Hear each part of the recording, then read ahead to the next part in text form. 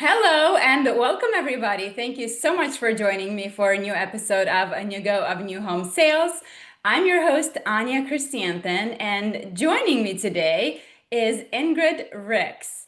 Now, you may be asking, who is Ingrid Ricks? And I don't know who Ingrid Ricks is because I've known her as Ingrid Prince my whole life. So hopefully when I say Ingrid Prince, it makes more sense. So congratulations in order to you, first of all. Thank you.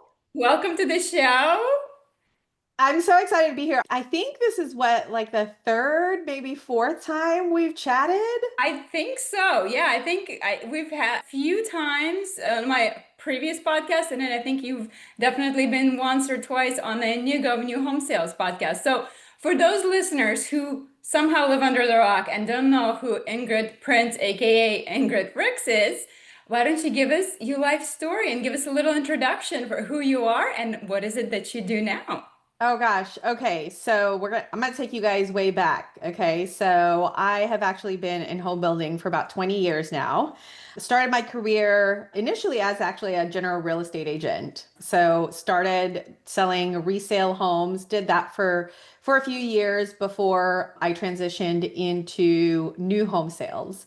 And actually, when I started my real estate career, I always knew that I wanted to work for new home sales versus general real estate. So that was always my end goal. And I ended up working for one of the largest national companies, did that for about 4 years until I had my son. And that was actually in Tampa, Florida. And then at that point, ended up moving here to Texas, Dallas, Texas, and ended up launching the MI Homes division here when they first entered the market. And when I went to work with MI Homes, it was actually doing all things for the division. So everything from purchasing, from marketing, from sales, literally everything that you can think of. So that was a pretty cool experience. But then I transitioned into online sales. Obviously, you and I both know that's where my passion lies. And at the time, my CFO for MI Homes ended up transitioning to Dunhill Homes, which is a small private builder here in DFW. And they didn't have an online sales program, which he was like, "You're coming with me and you're launching this program." And so that's what I did and ended up growing that program into an award-winning online sales program, ended up growing it. We were then acquired by what is now called TriPoint Homes, previously Trendmaker Homes here in DFW. And then worked my way up to being a sales leader, ended up becoming a regional VP of sales for another big national builder before I really made the decision that I wanted to focus on where my passion lies, which is online sales. So I was co-founder of another online sales organization, did that for quite some time, and then eventually just wanted to do something a little bit different, something that I could call my own little baby. And July actually of this year, we launched Convertly Sales Solutions.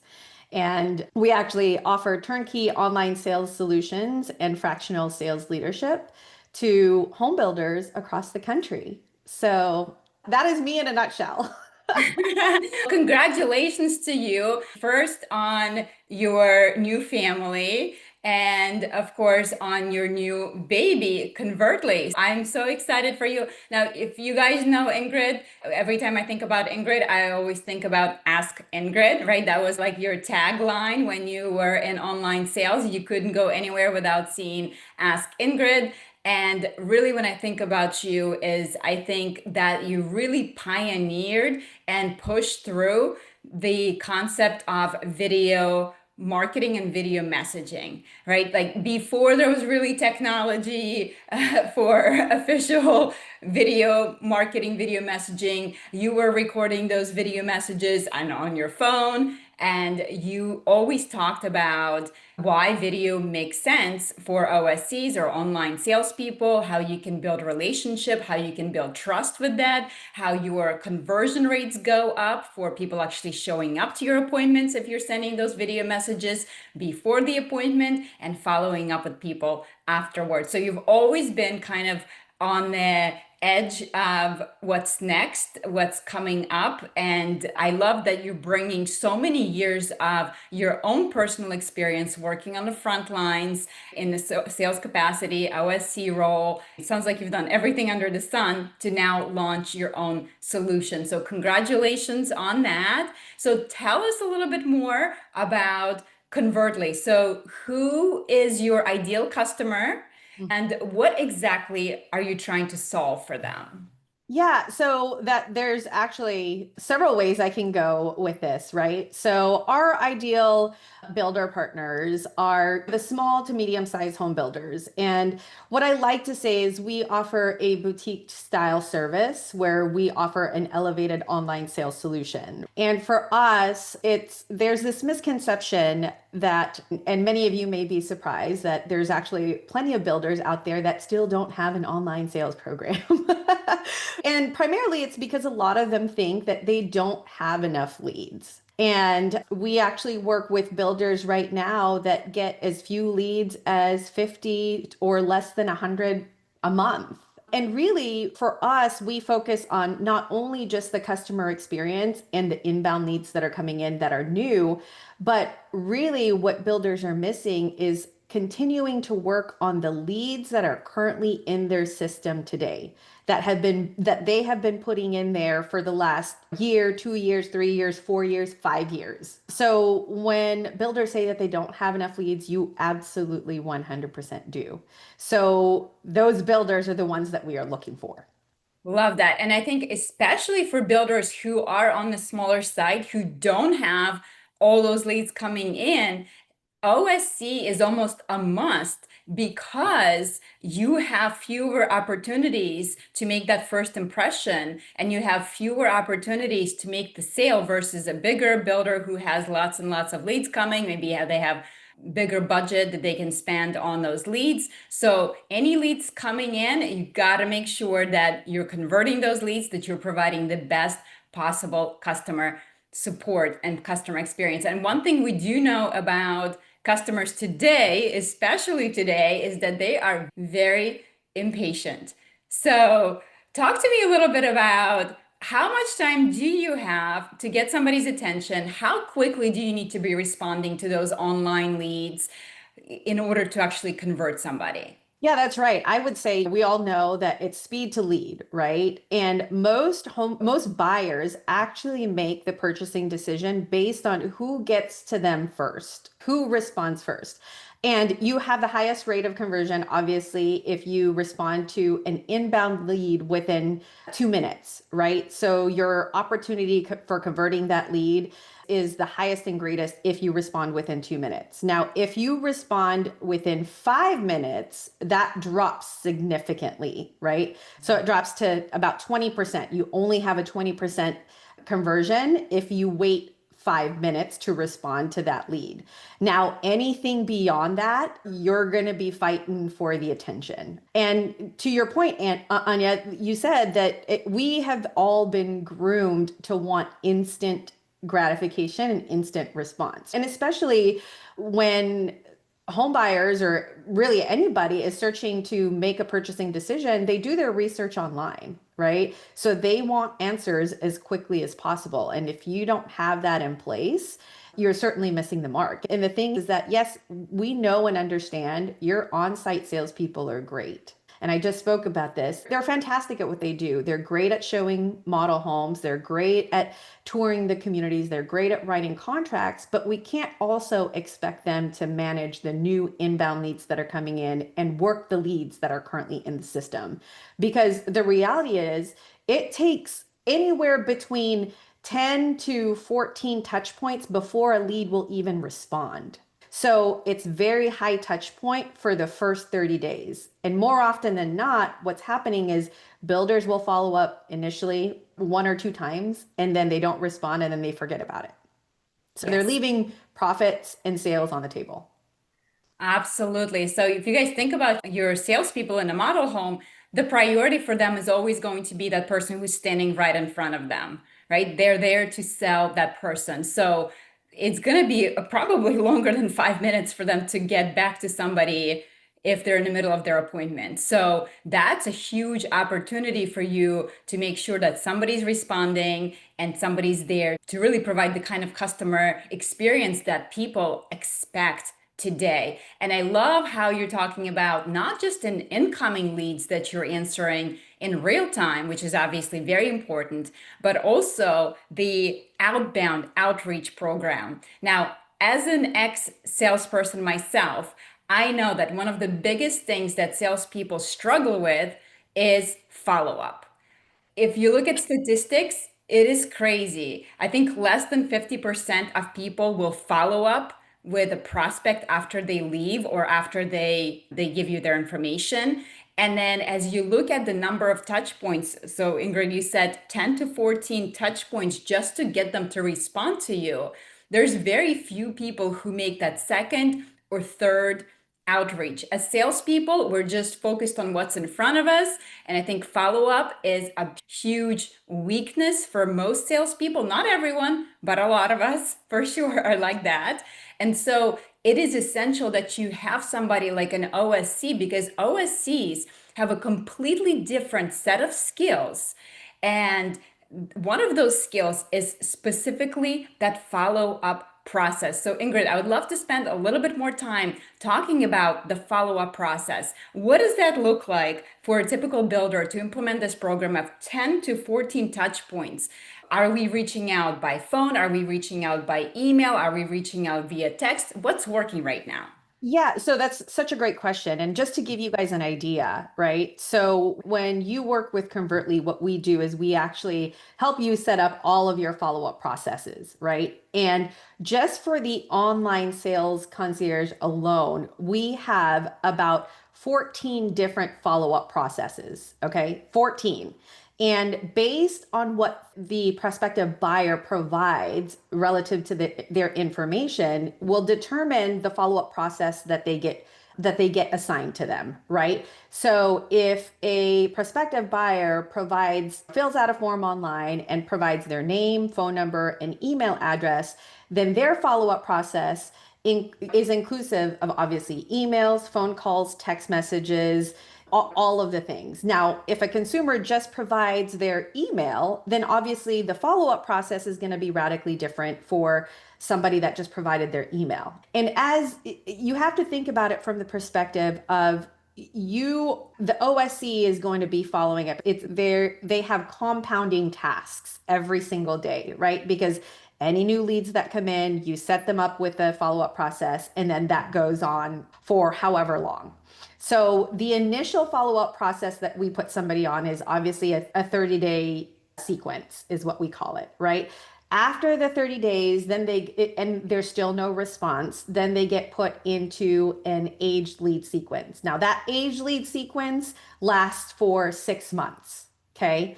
Now, if they still don't respond to us for 6 months, then we put them in a long-term nurture program. And that long-term nurture program is another year. So effectively, your one new lead that's coming in today could get followed up on for almost 2 years. And so one of the biggest things is we want to make sure that no lead gets left behind. And for us, we're persistent to make sure that we want to make sure that we understand where your buyer is at and relative to their decision making, right? So when we want to know, okay, are you still in the market to purchase a new home? Have you bought a resale? Have you bought new? Or are you still waiting and are you still looking? Because again, we don't want to just forget them after the initial 30 days.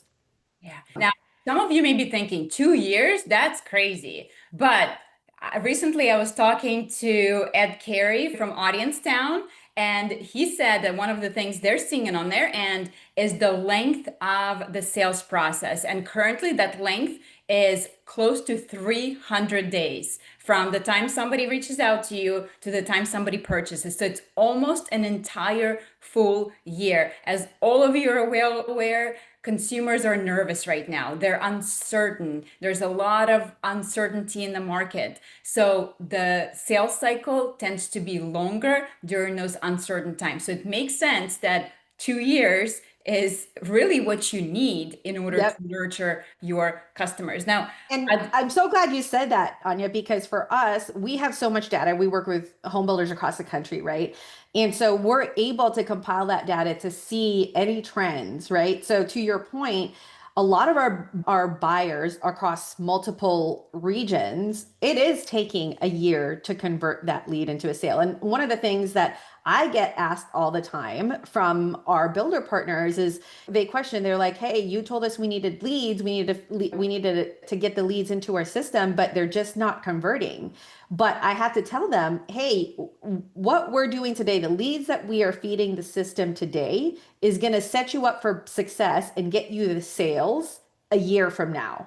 So it's not an instant like gratification on the sales side, unfortunately. And I'll tell you a story. One of our OSCs, she is a rock star.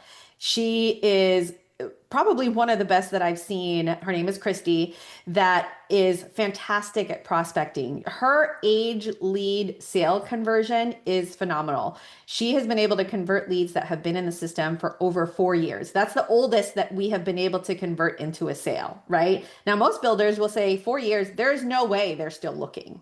Let me right. tell you, they are.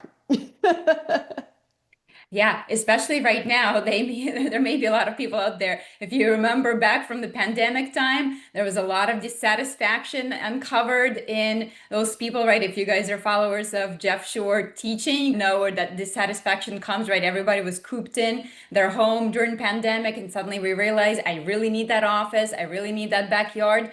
But at the same time, the prices went skyrocket, right? So there are people that are still dissatisfied in their current situation and just maybe they think that they can't quite afford it. So it takes them a while longer. So why don't we talk about how and what next? So obviously you see a lot of builders, a lot of different customers across the country. So let's first talk about how, meaning we've talked about email, we talked about phone, we talked about text messages. Right now, it's like you have to be in front of everyone in every possible way. As we introduce new technology like a chatbot, there's going to be people that will respond to that. There's going to be people who will only respond via text. And there's going to be people who only respond with the phone call. Unfortunately for you as builders, you are in a position where you have to tailor and provide that kind of a personal customer experience that tailors to every single individual to the way they want to do business. So, Ingrid, do you see any pattern where texts are really working well? Is it the email that people are responding to? Like, what works right now to get somebody's attention? Have you noticed any patterns there? Yeah, so definitely because they're taking a lot longer to make a purchasing decision, texting seems to be the best route right now for somebody to quickly respond. We all know that everybody is literally on their phones at all times. So for what we like to see is that we make it easy for the customer to respond. So you do a quick question and then you give them an A, B, C, or D, right? Meaning, are you still in the market of purchasing a new home? A, yes, I am. B, no, I'm not. C, I'm still waiting. Or D, whatever that choice is. So that way, it's literally one letter or one number. They click send, and then you're good, right? So making it easy for the customer to respond and not having them type out a long drawn response is going to be key to a successful text campaign. And two, to your point, everybody wants a personalized customer experience. I think one of the things that is going to be really cool, I think it's not quite there yet, but it's obviously here, and it's going to stay. And what I'm talking about is AI, right? There's so many AI chatbots platforms right now that people are testing.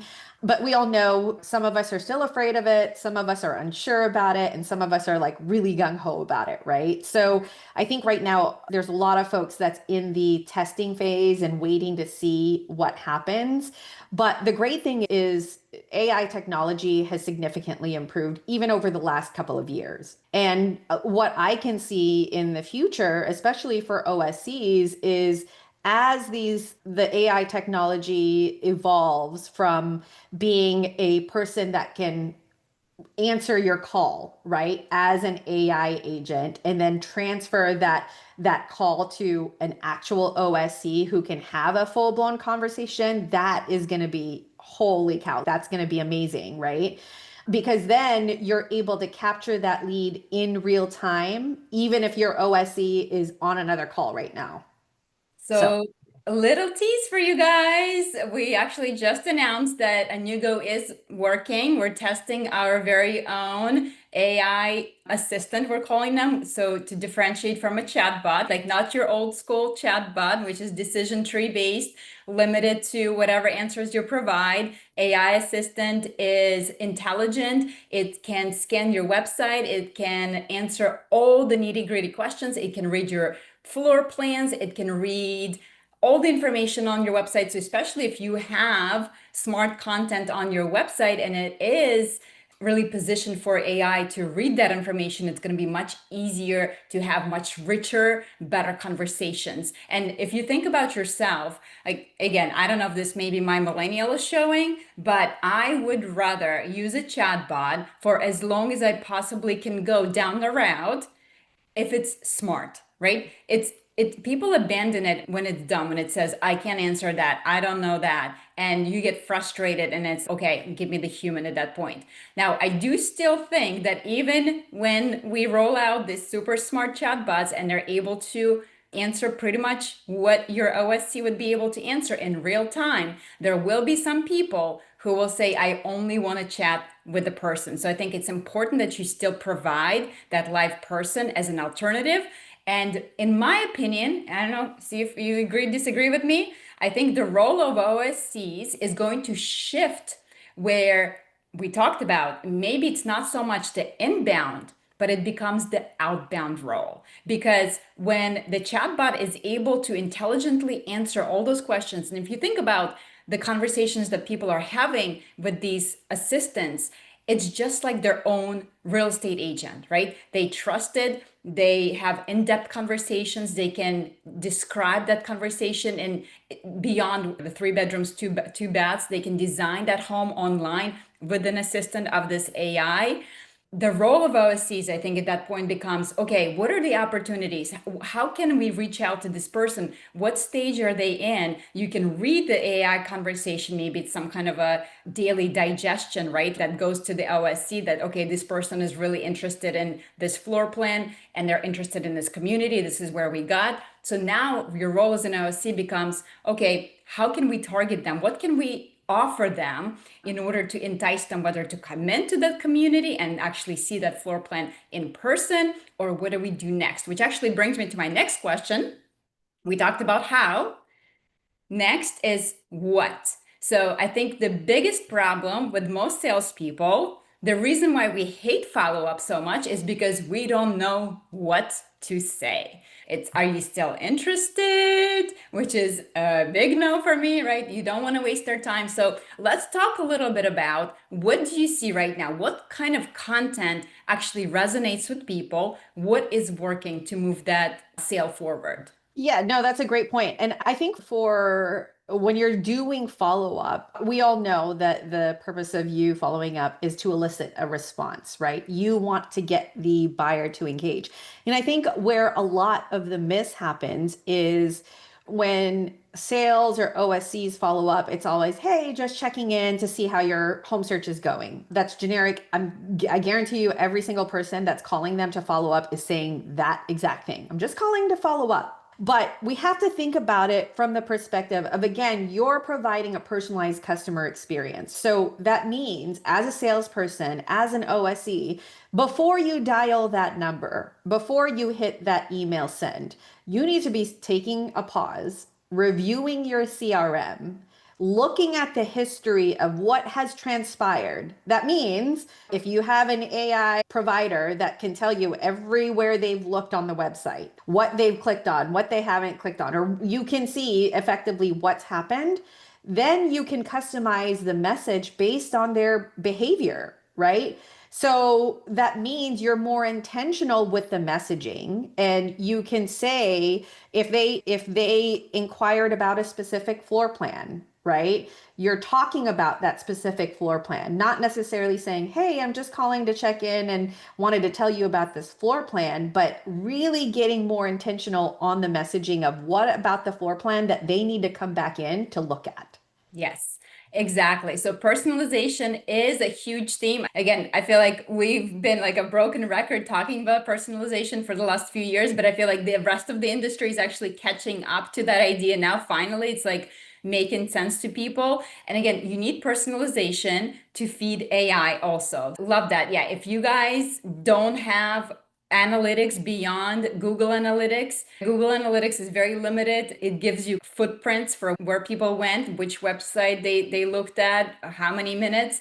There's a lot of solutions out there. Again, Anewgo, we have a solution for that. We can tell you exactly which floor plans they're looking at, which colors they're looking at, and all of those things. And that makes your follow-up so much easier if you know exactly what they're into. Again, you don't want to be big brotherish about it. You want to be careful, but it does give you a lot more ideas if you know they're into the Madison floor plan. For the holidays, maybe you have different renderings of the Madison floor plan decorated for Christmas or decorated for the fall with the front porch. There's so many different creative ideas that you can come up with if you know what you're actually targeting. And to your point, you don't want to be a creeper about it saying, hey, I saw you looked at the Madison floor plan. And it's more about saying, hey, Anya, I just wanted to tell you a little bit about the Madison floor plan that I think would be perfect for what you're looking for, right? Now that sounds a lot different than you saying, hey, Anya, I saw that you were looking at the Madison floor plan, right?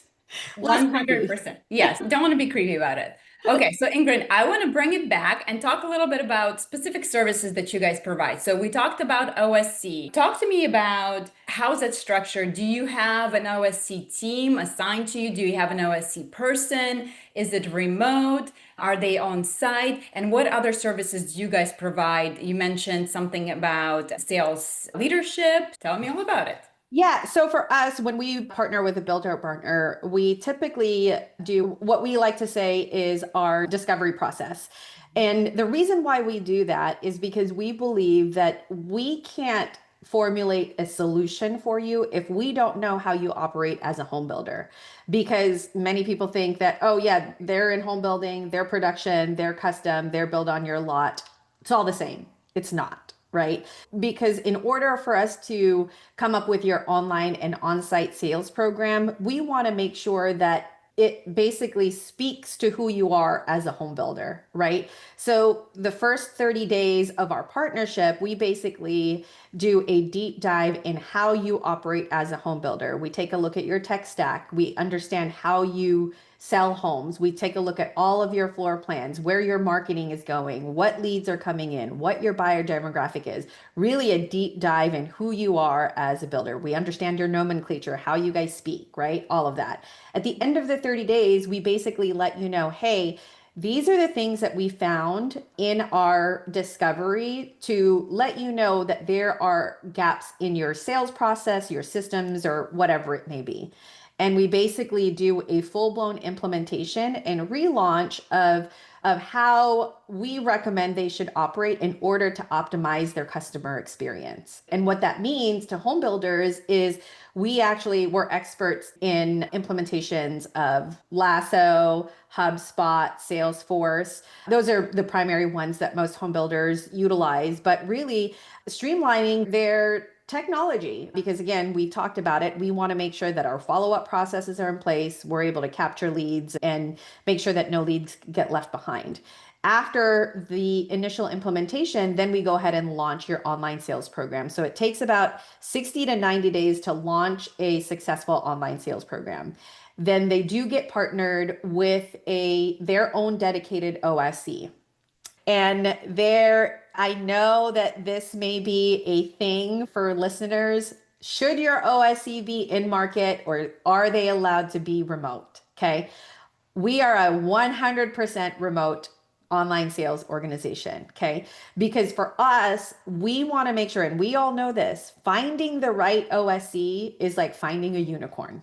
And yes, it would be fantastic. Obviously, we do the best that we can to find an OSC that is in your market. However, what's even more important is to find the right OSC with the right skills that's going to do an exceptional job at being an OSC for you, right? So that is our top priority. Finding the right OSC to partner you with. And then from that point, they take on the persona of that builder partner. So we are an extension of your team. And you're very well involved. We have weekly meetings. We're a part of sales meetings. We're basically a part of your team. And the beauty about it is that you, as a home builder, never have to worry about a gap in service. If your OSC has to take time off, or God forbid they quit and they want to go elsewhere, you don't have to worry about retraining another OSC because we backfill that immediately. So there's no gaps in service. And then we also offer our fractional sales leadership. So for those home builders that may not be big enough to hire a full-time in-house sales leader, we actually offer that on a part-time basis. And it's based on hours you need on a monthly basis. And basically it's more higher level and strategic planning to make sure that you are achieving your sales goals. Love that. So many builders, again, struggle with like, how do I start the program? How do I train now? Guess what? You don't have to worry about that. It's all taken care of for you. I love that. So, Ingrid, if somebody wants to work with you, how do they learn more about you? Give us all the things. And then if somebody wants to personally connect with you, where do you hang out on social media? What's the best place as well? Yeah, so you can visit us at convertlysolutions.com to learn more. You can feel free to submit an inquiry to have a discovery session, and it's complimentary, so no cost to you. We're happy to do that. But if you want to find us on social media, we're on Facebook. We are on Instagram, but if you want to connect with me personally, you can certainly shoot me an email at ingrid@convertlysolutions.com, or you can find me on LinkedIn under Ingrid Ricks. But if you type in Ingrid Prince, you'll still find me. So Yes, for those of you who the heck is Ingrid Ricks? I had to do double take when your last name changed. I was like, oh, okay, I got you. I see you.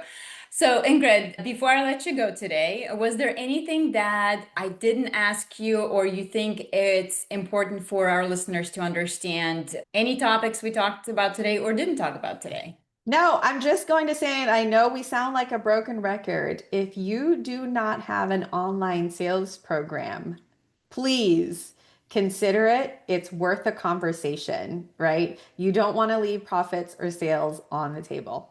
Especially when the leads are this expensive and few of them coming in. So That's right.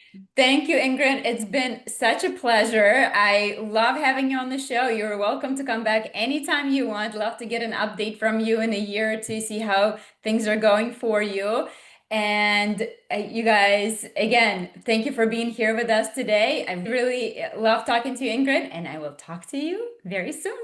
Thanks, guys. Bye.